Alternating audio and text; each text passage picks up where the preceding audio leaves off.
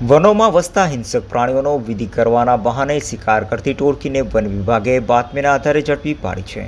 તેમની પાસેથી શિકારમાં વપરાતા સાધનો અને વન્ય પ્રાણી દીપડાના વિવિધ અંગો ઝડપી પાડ્યા છે.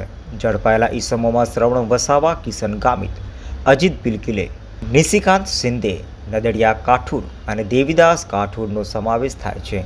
આ તમામ આરોપીઓ ડાંગ અને તાપી જિલ્લાના અલગ અલગ ગામોના વતની છે, જેઓની અટક કરીને नामदार कोर्ट में हाजर करी आ रेकेट में વધુ કોઈ સંડોવણી છે कि नहीं तेनी तपास हाथ धरी है।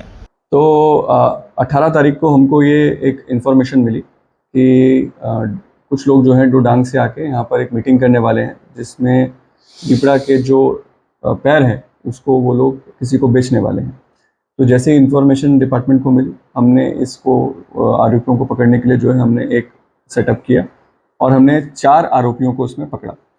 ये हमने आरोपियों को मुद्दा माल के साथ हमने जो है इनको पकड़ा। जैसे मुद्दा माल में जो है एक बाइक पकड़ी, मोबाइल फ़ोन जब्त किए, सिम कार्ड भी जब्त किए। इसके बाद इनके इन्फॉर्मेशन के बेसिस पर हमने 2 और आरोपियों को पकड़ा।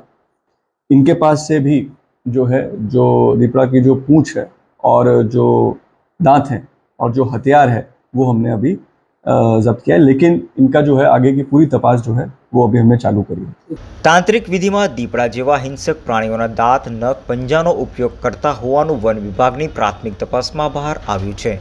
हाल वन विभाग द्वारा अन्य कोई कारणोसर दीपड़ा जेवा प्राणीओनो शिकार करवामां नथी आवतो ने ते दिशामां पण तपास करवामां आवी रही छे।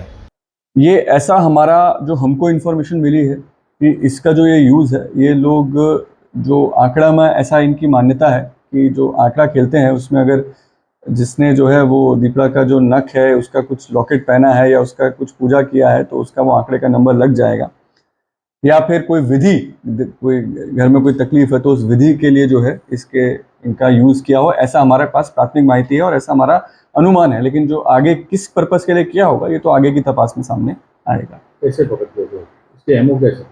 ये लोग ऐसा होता है कि जो दीपड़ा है उसकी मूवमेंट देखते हैं, मूवमेंट के हिसाब से जो है उसको पकड़ने के लिए एक फांसा बनाते हैं।